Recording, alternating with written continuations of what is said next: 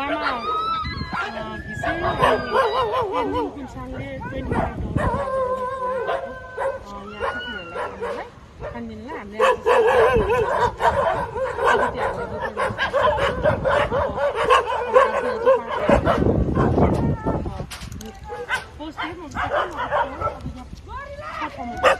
धेरै धेरै धन्यवाद।